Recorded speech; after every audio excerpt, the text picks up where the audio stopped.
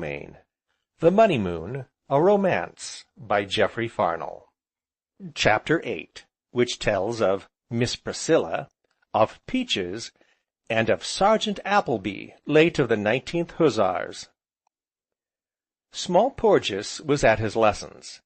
He was perched at the great oak table beside the window, pen in hand, and within easy reach of Anthea, who sat busied with her daily letters and accounts.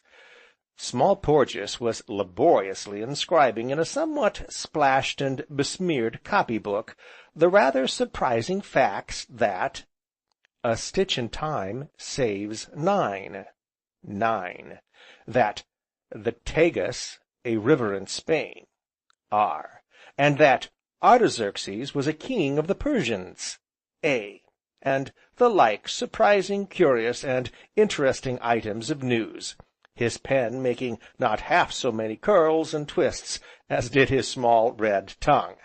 As he wrote, he frowned terrifically, and sighed oft betwixt whiles, and Bellew, watching, where he stood outside the window, noticed that Anthea frowned also, as she bent over her accounts, and sighed wearily more than once.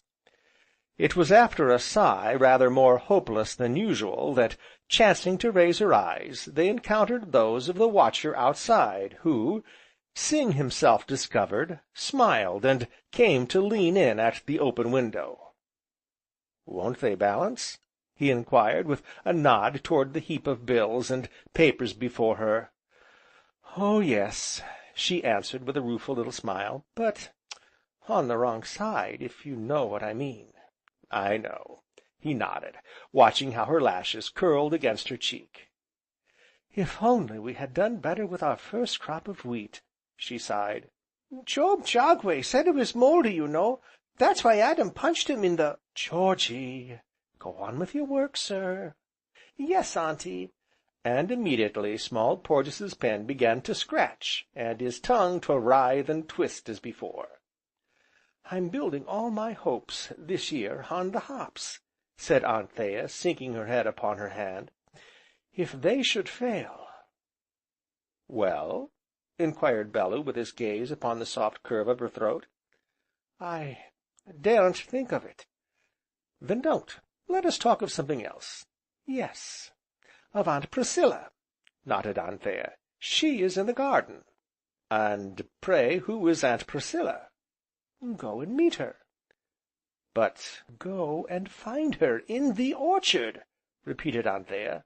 "Oh, do go, and leave us to our work."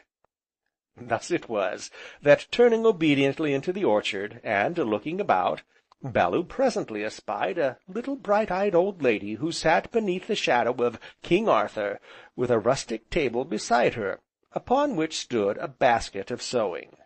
Now, as he went, he chanced to spy a ball of worsted, that had fallen by the way, and stooping, therefore, he picked it up, while she watched him with her quick, bright eyes. "Good morning, Mr. Bellew," she said in response to his salutation. "It was nice of you to trouble to pick up an old woman's ball of worsted." As she spoke, she rose, and dropped him a courtesy, and then, as he looked at her again, he saw that despite her words, and despite her white hair, she was much younger, and prettier than he had thought. "I am Miss Anthea's housekeeper," she went on. "I was away when you arrived, looking after one of Miss Anthea's old ladies. Pray be seated. Miss Anthea, bless her dear heart, calls me her aunt, but I'm not really, oh dear no, I'm no relation at all. But I've lived with her long enough to feel as if I was her aunt, and her uncle, and her father, and her mother, all rolled into one. Though I should be rather small to be so many, shouldn't I?" And she laughed so gaily and unaffectedly that Bellew laughed too. "I tell you all this," she went on, keeping pace to her flying needle, "because I have taken a fancy to you, on the spot. I always like or dislike a person on the spot. First impressions, you know. Yes," she continued, glancing up at him sideways, "I like you just as much as I dislike Mr. Cassilis.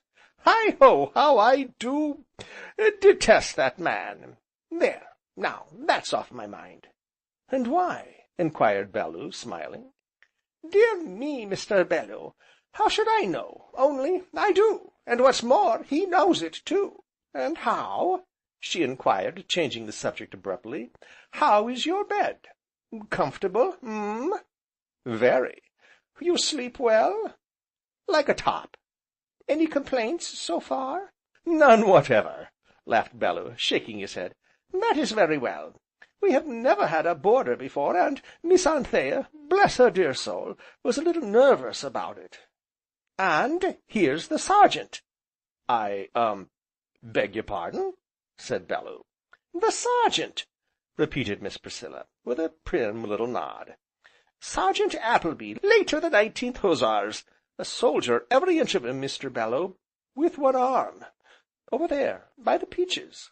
Glancing in the direction she indicated, Bellew observed a tall figure, very straight and upright, clad in a tight fitting blue coat, with extremely tight trousers strapped beneath the insteps, and with a hat balanced upon his close-cropped, grizzled head at a perfectly impossible angle for any save an ex-cavalryman. Now, as he stood examining a peach tree that flourished against the opposite wall, Bellew saw that his right sleeve was empty, sure enough, and was looped across his broad chest. "The very first thing he will say will be that it is a very fine day," nodded Miss Priscilla, stitching away faster than ever, "and the next that the peaches are doing remarkably well. Now mark my words, Mr. Bellew." As she spoke, the Sergeant wheeled suddenly right about face, and came striding down towards them, jingling imaginary spurs, and with his stick tucked up under his remaining arm, very much as if it had been a sabre. Being come up to them, the Sergeant raised a stiff arm as though about to salute them, military fashion, but, apparently changing his mind, took off the straw hat instead, and put it on again, more over one ear than ever. "A particular fine day, Miss Priscilla, for the time of the year," said he. "Indeed, I quite agree with you, Sergeant," returned little Miss Priscilla with a bright nod, and a sly glance at Bellew, as much to say, "I told you so."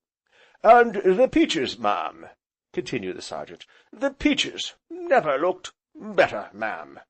Having said which, he stood looking at nothing in particular, with his one hand resting lightly upon his hip. "Yes, to be sure, Sergeant," nodded Miss Priscilla with another sly look, "but let me introduce you to Mr. Bellew, who is staying at Dapplemere." The Sergeant stiffened, once more began a salute, changed his mind, took off his hat instead, and, after looking at it as though not quite sure what to do with it next, clapped it back upon his ear, in imminent danger of falling off, and was done with it. "Proud to know you, sir. Your servant, sir." "How do you do?" said Bellew, and held out his hand with his frank smile.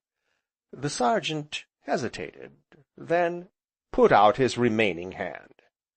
"My left, sir," said he apologetically. "Can't be helped. Left my right, out in India, a good many years ago. Good place for soldiering, India, sir. Plenty of active service. Chances of promotion, though the son bad."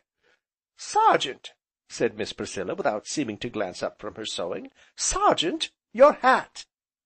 Hereupon, the Sergeant gave a sudden, sideways jerk of the head, and, in the very nick of time, saved the article in question from tumbling off, and, very dexterously, brought it to the top of his close-cropped head, whence it immediately began, slowly, and by scarcely perceptible degrees, to slide down to his ear again. "Sergeant," said Miss Priscilla again, "sit down, do." "Thank you, ma'am," said he, and proceeded to seat himself at the other end of the rustic bench, where he remained, bolt upright, and with his long legs stretched out straight before him, as is, and has been, the manner of cavalrymen since they first wore straps. "And now," said he, staring straight in front of him, "how might Miss Anthea be?" "Oh, very well, thank you," nodded Miss Priscilla. "Good!" exclaimed the Sergeant, with his eyes still fixed, "very good!" Here he passed his hand 2 or 3 times across his shaven chin, regarding an apple tree near by, with an expression of the most profound interest. "And how," said he again, "how might Master Georgy be?" "Master Georgy is as well as ever," answered Miss Priscilla, stitching away faster than before, and Bellew thought she kept her rosy cheeks stooped a little lower over her work. Meanwhile, the Sergeant continued to regard the tree with the same degree of lively interest, and to rasp his fingers to and fro across his chin. Suddenly, he coughed behind his hand, whereupon Miss Priscilla raised her head, and looked at him. "Well?" she inquired, very softly. "And pray, ma'am," said the Sergeant, removing his gaze from the tree with a jerk, "how might you be feeling, ma'am?" "Much the same as usual, thank you," she answered, smiling like a girl for all her white hair, as the Sergeant's eyes met hers. "You look," said he, pausing to cough behind his hand again, "you look blooming, ma'am, if you'll allow the expression, blooming, as you ever do, ma'am."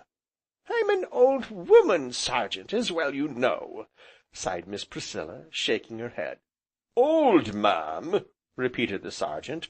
"Old, ma'am! Nothing of the sort, ma'am. Age has nothing to do with it. 'Tisn't the years as count. We aren't any older than we feel, sir?" "Of course not," answered Bellew. "Nor than we look, sir?" "Certainly not, Sergeant," answered Bellew. "And she, sir, she don't look a day older than 35, said Bellew. "Exactly, sir, very true, my own opinion, 35 exactly, sir." "Sergeant!" said Miss Priscilla, bending over her work again, "Sergeant, your hat!" The Sergeant, hereupon, removed the distracting headgear altogether, and sat with it upon his knee, staring hard at the tree again.